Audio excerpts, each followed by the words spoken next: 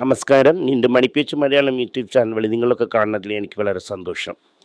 ഇന്ന് computer engineer വന്നിട്ട് 0.25% rate cut ചെയ്തിരിക്കുന്നു.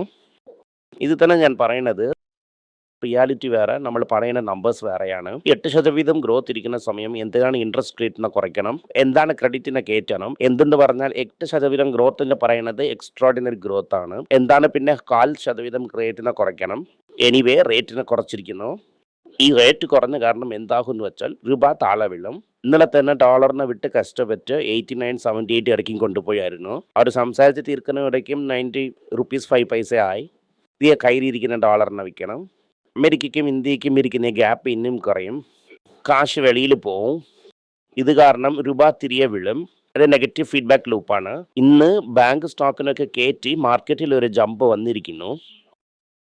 ആക്ച്വലി ഇത് ബാങ്കിനും ബാഡ് ന്യൂസ് ആണ്. ബാങ്കിന് എന്താണ് ബാഡ് ന്യൂസ് എന്ന് പറഞ്ഞാൽ ഇരിക്കുന്ന ആൾക്കാർ ഡെപ്പോസിറ്റ് ഇടുന്നില്ല. നിങ്ങൾ ഇൻട്രസ്റ്റ് റേറ്റ് കുറയ്ക്കുവാണെങ്കിൽ അവരും ഡെപ്പോസിറ്റ് റേറ്റിനെ കുറയ്ക്കണം. ഡെപ്പോസിറ്റ് റേറ്റിനെ കുറയ്ക്കാൻ പറ്റാതെയാണ് അവർ വിഷമിക്കുന്നു. എന്തെന്ന് പറഞ്ഞാൽ ആരും ഇപ്പോൾ ബാങ്കിൽ ഇടുന്നില്ല. കാരണം ക്രെഡിറ്റ് ഡെപ്പോസിറ്റ് റേഷ്യോ ഹൈ ആയിക്കൊണ്ടേയിരിക്കുന്നു. ഈ സെൽഫ് കൂൾ ഇന്നും ഒരു 2 മാസത്തിൽ എവിഡൻ്റ് ആകും. നോർമലായിട്ട് രൂപ വീഴുന്ന സമയം രൂപയെ ഡിഫെൻഡ് ചെയ്യാൻ വേണ്ടിയിട്ട് നോർമലായി ഇൻട്രസ്റ്റ് റേറ്റിനെ കയറ്റും. അങ്ങനെ തന്നെ കറൻസിനെ ഡിഫെൻഡ് ചെയ്യണം. പക്ഷേ ഇവിടെ ഇൻട്രസ്റ്റ് റേറ്റ് കുറയ്ക്കുന്നു.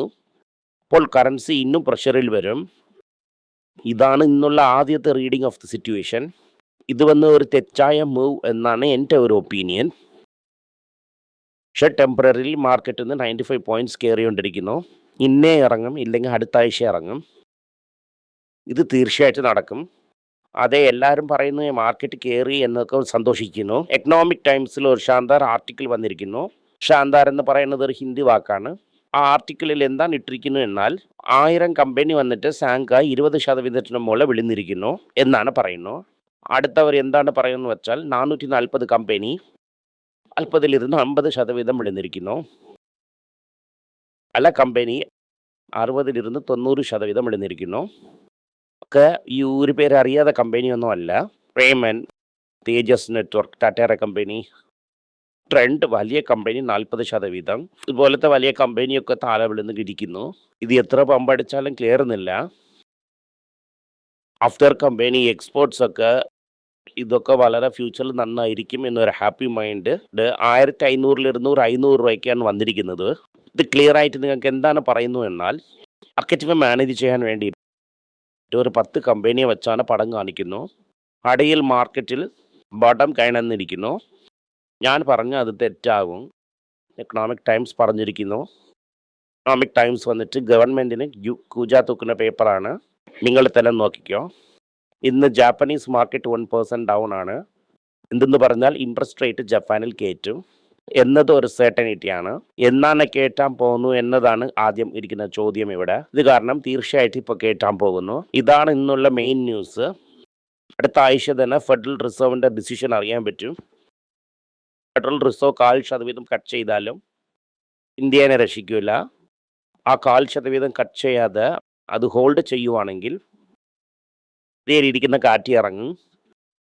ശരി, കുറച്ച് ഫണ്ണായിട്ടുള്ള കാര്യങ്ങളെ കുറിച്ച് നോക്കാം. യുണൈറ്റഡ് സ്റ്റേറ്റ്സ് എന്താണ് ചെയ്യാൻ പോകുന്നു എന്നാൽ RCBനെ വിൽക്കാൻ പോകുന്നു.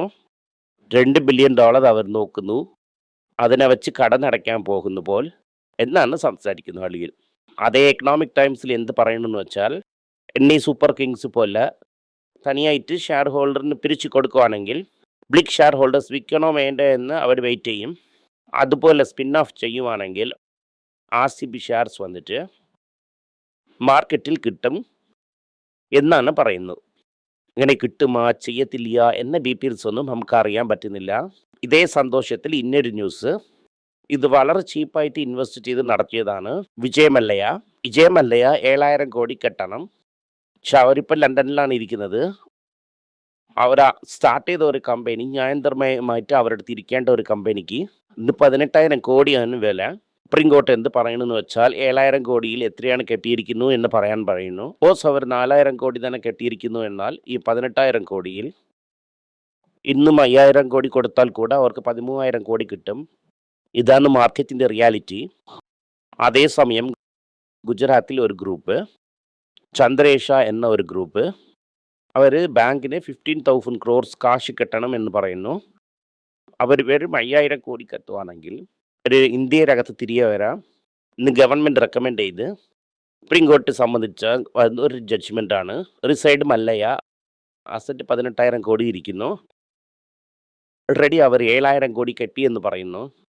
അവർ ജയിലിൽ ഇടണമെന്ന് പറഞ്ഞുകൊണ്ടിരിക്കുന്നു. ഇനിയൊരു കമ്പനി പാവം പുണ്യഭൂമിയിൽ പിറന്ന കാരണം 15,000 കോടി കമ്പനിയാണ്. വെറും 5,000 കോടി കെട്ടിയാൽ മതി എന്നാണ് പറയുന്നു. ഇന്ത്യയിൽ ഇന്ന് ഇതാണ് യഥാർത്ഥ സിറ്റുവേഷൻ. സോ ഇതിനെ നിങ്ങൾ തെളിവായിട്ട് മനസ്സിലാക്കണം. ഇനി വെഗോലി കമ്പനി പബ്ലിക്കിന് വരുമോ, നമുക്കൊക്കെ ഷെയർ കിട്ടുമോ ഇന്ന് നമ്മൾ വെയിറ്റ് ചെയ്ത് നോക്കാം. അതിനെ ചുമ്മാ നോക്കിയാൽ മാത്രം മതി, വേറുള്ള കാര്യങ്ങളെക്കുറിച്ച് ചിന്തിക്കാം. ഈ അടുത്ത മാറ്റർ വളരെ ഇൻട്രസ്റ്റിംഗ് ആയിട്ടുള്ള കാര്യമാണ്. നോവർ നോട്ടിസ് ഗോസോൺ ബൈക്കിന് ഇന്ത്യയിൽ ഇറക്കാൻ പോകുന്നു. ഇത് നമുക്കിപ്പോൾ ക്ലിയർ ആയിട്ട് അറിയാൻ പറ്റുന്നു. നമ്മൾ എന്നിട്ട് IT വീഴുന്ന ഉടനെ കൺസിഡർ ചെയ്യുമെന്ന് പറഞ്ഞപ്പോഴേ ഇന്ത്യക്ക് ഈ രൂപ താഴെ പോയെങ്കിൽ IT-ക്ക് നല്ലതിരിക്കും, ആർമയ്ക്ക് ഒരു നല്ല കാലം കിട്ടും. ഇതുകൊണ്ടാണ് പറഞ്ഞത്. ഇപ്പോൾ എല്ലാം തീർന്നതിൻ്റെ ശേഷം കുടുകുടു ബാങ്കി പറയണത് പോലെ നല്ല കാലം വരും എന്ന് പറയുന്നു. നിങ്ങൾക്ക് ഈ ചാനലിൽ ഫോളോ ചെയ്യുന്നവർക്ക് ഒക്കെ നല്ല കാലം വരുമെന്ന് എത്ര ദിവസം കൊണ്ട് പറഞ്ഞുകൊണ്ടിരിക്കുന്നു എന്നതും നിങ്ങൾക്ക് തന്നെ അറിയാം. ഇത് വന്നിട്ട് ഒരു പ്രൈമറി ന്യൂസാണ്. TC എന്താണ് പറയണമെന്ന് വെച്ചാൽ TC ഹോട്ടൽസിന് ഇതുകൊണ്ടാണ് പിരിച്ച കാരണം ഫാറ്റിന് അമേരിക്ക അജയും ഇംഗ്ലണ്ടിലും ഒരുപാട് കടങ്ങളുണ്ട്. കാരണം 2 times ബുക്ക് വരയ്ക്കും കടനെ കൊണ്ടുവരാൻ വേണ്ടിയിട്ട് 15% IT ഹോട്ടൽസ് ഷെയറിനെ വിൽക്കാൻ പോകുന്നു. എന്നതിന് ശേഷം ഇനി 39.85% തന്നെ ITC ഹോൾഡ് ഇരിക്കും. ദാറ്റ് ടാറ്റ എന്ന് പോകും. അത് ITC ഹോട്ടൽസിലിരുന്ന് ഇരിക്കും. അദാനി ഗ്രൂപ്പിൽ 42,000 കോടി LIC ഇൻവെസ്റ്റ് ചെയ്തതായിട്ട് പറയുന്നു. ഇപ്പോൾ എന്ത് പറഞ്ഞിരിക്കുന്നതെന്ന് വെച്ചാൽ അദാനി എൻ്റർപ്രൈസസ് റൈറ്റ്സ് ഇഷ്യൂ ഇടാൻ പോണ പോലെ ആ റൈറ്റ്സ് ഇഷ്യൂവും ഫുള്ളായിട്ട് സബ്സ്ക്രൈബ് ചെയ്യാൻ പോകുന്നു. അതിനെ ഇതിനെ ഗവൺമെൻറ് കമ്പനിയായിട്ട് മാറ്റാം എന്നാണ് എൻ്റെ ഒപ്പീനിയൻ. ഇത് നിങ്ങൾ നോക്കി വയ്ക്കണം. റുപ്പി താഴെ പോയെന്ന് ഇന്നലെ പറഞ്ഞു. ഇന്ന് സ്റ്റാർട്ട് മ്യൂസിക് എന്ന് പറഞ്ഞ് തിരികെ പറഞ്ഞിരിക്കുന്നു. ഇപ്പോൾ മെറ്റ വന്നിട്ട് മെറ്റാവേഴ്സ് എന്ന് പറഞ്ഞ് വരാൻ പോകുന്നു. അതായത് വലുതായിട്ട് യൂണിവേഴ്സ്, അതായത് തനിയൊരു യൂണിവേഴ്സ് ക്രിയേറ്റ് ചെയ്യും എന്നൊക്കെ ഹൈപ്പ് തന്നായിരുന്നു. പക്ഷെ അവർ പറഞ്ഞ അത്രയ്ക്കൊന്നും ഇല്ല. കാശൊക്കെ കാറ്റായി പോയി. ഇത് കാരണം ആ ബഡ്ജറ്റിനെ കട്ട് ചെയ്തു. ഓൾറെഡി ഇരിക്കുന്ന ബഡ്ജറ്റിന് തന്നെ കടം വാങ്ങുന്ന നിലയിലാണ് ഇരിക്കുന്നു. TCS വന്നിട്ട് ഒരു ഡീൽ കിട്ടുമെന്ന് തേടിക്കൊണ്ടിരിക്കുന്നു. ബാങ്കിൻ്റെ ഓഫ് ഷോർ അക്കൗണ്ടിന് ആൻഡ് TCS വന്നിട്ട് ഫൈറ്റ് ചെയ്തുകൊണ്ടാണ് ഇരിക്കുന്നു എന്നൊരു ന്യൂസ് വന്നിട്ടുണ്ട്. ഈ 2 ന്യൂസിൽ ഇതിൽ രണ്ട് പേരിൽ ആര് ജയിച്ചാലും നമുക്കത് നല്ലതാണ്. ഇത് ഇന്നൊരു വലിയ ന്യൂസ് എന്തെന്ന് വെച്ചാൽ ഇതാന്താ ഷെയർ കയറിക്കൊണ്ടേ ഇരിക്കുന്നു. എന്താണ് പ്രോബ്ലം എന്ന് വെച്ചാൽ മെറ്റലിൻ്റെ വില കയറുവാണെങ്കിൽ അഫ്കോഴ്സ് വേദാന്തയുടെ വിലയും കയറും. കടനടയ്ക്കാൻ വേദാന്ത എന്തെങ്കിലും ഐഡിയ വച്ചിരിക്കുന്ന എന്ന് നമുക്കറിയത്തില്ല. അതാണ് ഇവിടുത്തെ പ്രോബ്ലം. വേദാന്തയിൽ കടനില്ല. വേദാന്തൻ്റെ പ്രൊമോട്ടറിൻ്റെ ഹോൾഡിംഗ് കമ്പനിയിലാണ് കടൻ. അത് അടയ്ക്കാൻ എന്താണ് ചെയ്യാൻ പോകുന്നു എന്ന് നോക്കണം. ഇപ്പോൾ കോപ്പറിൻ്റെ വില കയറിയിരിക്കുന്നു. കൊറിയൻ പ്ലാന്റിനെ കളക്ട് എവിടെയെങ്കിലും കൊണ്ടിടും എന്ന ഒരു വിശ്വാസത്തിൽ ഇരിക്കുന്നു. പല ജനങ്ങൾ ഇന്ത്യയെ വിട്ട് ഓടുമ്പോൾ അൽപൂർവ്വം ഇന്ത്യയെ വിട്ട് പോകുന്നു. ഒരുപാട് കടങ്ങളുണ്ട് വേർപൂളിന്. ഈ കടനൊക്കെ അടയ്ക്കാൻ വേണ്ടിയിട്ട് ഇന്ത്യയിലിരിക്കുന്ന ഒരു സൂപ്പർ പെർഫോമിംഗ് കമ്പനീനെ നല്ല ഒരു വിലയ്ക്ക് വിറ്റുകൊണ്ടേ പോകുന്നു. 20% വന്നിരിക്കുന്നു ഓണർഷിപ്പ്.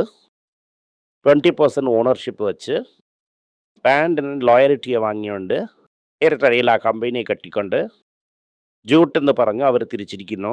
ഇതുപോലെ എന്തെങ്കിലും ടൈലായിട്ട് പറഞ്ഞുകൊണ്ടേ ഇരിക്കുന്നു. പ്രോഫിറ്റ് അങ്ങനെ വരും ഇങ്ങനെ വരും എന്നൊക്കെ പറഞ്ഞുകൊണ്ടിരിക്കുന്നു.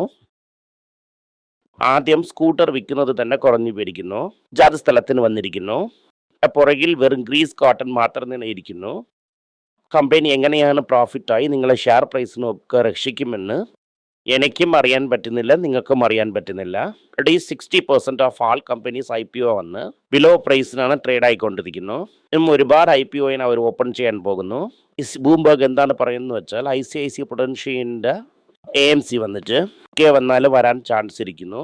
ഇതെന്ന് പറഞ്ഞാൽ അവരുടെ പ്രോസ്പെക്ട്സ് ഒക്കെ അപ്രൂവ് ആയിരിക്കുന്നു. ഒരു $12 ബില്യൺ എക്സ്പെക്റ്റ് ചെയ്യുന്നു എന്നാണ് പറയുന്നു. അതായത് സ്കൈ ഹൈ വാല്യുവേഷന് ഓഫർ ഫോർ സെയിലിൽ വന്ന് 10% പ്രൊഡൻഷ്യൽ ഇറക്കി വയ്ക്കാം.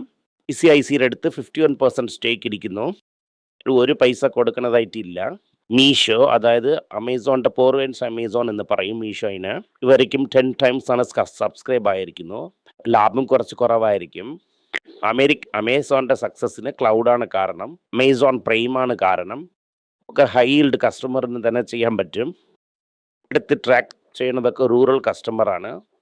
ഇതൊക്കെ ചെയ്യാൻ പറ്റൂല ഇവിടെ. ഇതൊക്കെയാണ് ഇന്ന് മുഖ്യ വാർത്തകൾ. പോലെ ഒരുപാട് കാര്യങ്ങൾ നടന്നുകൊണ്ടിരിക്കുന്നു.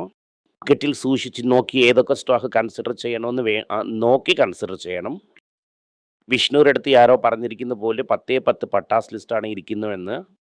നിങ്ങൾ കറക്റ്റായിട്ട് നോക്കിയെങ്കിൽ നിങ്ങൾക്കറിയാം 3 വർഷത്തിൽ 66 ലിസ്റ്റിനെ കുറിച്ച് ഞാൻ ഡിസ്കസ് ചെയ്തിട്ടുണ്ട്. ഈ 66 കമ്പനി ഒരു വലിയ പോർട്ട്ഫോളിയോ തന്നെ ആയിരിക്കും. നന്ദി, നമസ്കാരം.